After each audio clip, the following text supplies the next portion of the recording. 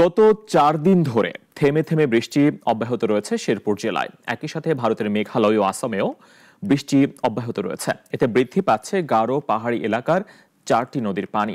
এতে শঙ্কায় পড়েছেন কৃষক। তারিকুল ইসলামের পাঠানো তথ্যচিত্রে প্রতিবেদন। সীমান্তবর্তী শেরপুর জেলার শ্রীবর্দী, জিনাইগাতি ও নালিতাবাড়ী উপজেলা দিয়ে প্রবাহিত ভোগাই, চেল্লাখালী, মহারশী ও সোমেশ্বরী নদী। প্রতি বছরই একাধিকবার পাহাড়ি ঢলে এই নদীগুলোর পানিতে বন্যার সৃষ্টি হয়। বন্যায় ক্ষতিগ্রস্ত হয় কোটি টাকার ফসল ও বাড়িঘরের। গত সপ্তাহে শেরপুর জেলায় আকস্মিক বন্যার পূর্বাভাস দেয় আবহাওয়া অফিস। এরপর গত 4 দিন ধরে শেরপুরে বৃষ্টিপাত অব্যাহত রয়েছে। একই সাথে ভারতের মেঘালয় ও আসামে অব্যাহত বর্ষণের কারণে জেলার 4টি পাহাড়ি নদীর পানি দ্রুত বৃদ্ধি পাচ্ছে। এতে আগাম বন্যা হওয়ার শঙ্কা দেখা দিয়েছে। শঙ্কায় পড়েছে কৃষক, মৎস্য খামারি সহ স্থানীয়রা। পাহাড়ি ঢলে খুব ক্ষতি করে ভাই, বাড়ি ঘরের ক্ষয়ক্ষতি হয়।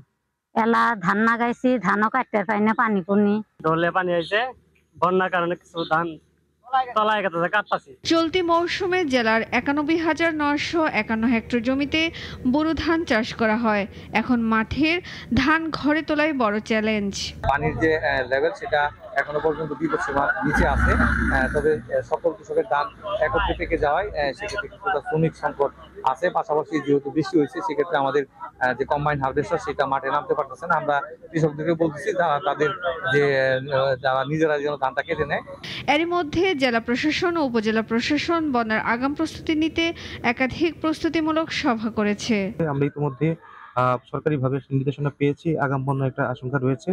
সে অনুযায়ী আমরা স্থানীয় স্টেক হোল্ডার যারা রয়েছে সকলের উপস্থিতিতে একটা জরুরি সভার আহ্বান করেছি এবং স্থানীয় স্বেচ্ছাসেবী সহ যারা এর সাথে সংশ্লিষ্ট আছেন সকলের উপস্থিতিতে আমরা সিদ্ধান্ত নিব যে এই বন্যা মোকাবেলায় কি কি পদক্ষেপ নেওয়া যেতে পারে। আগাম বন্যা হলে তা মোকাবেলা করতে সার্বিক প্রস্তুতি নিয়েছে স্থানীয় প্রশাসন। সুলতানা মরিয়ম, নাগরিক। ওয়ালটন আবারও মিলিনিয়ার অফারে ওয়ালটন ফ্রিজ কিনে আপনিও হয়ে যেতে পারেন মিলিয়নিয়ার।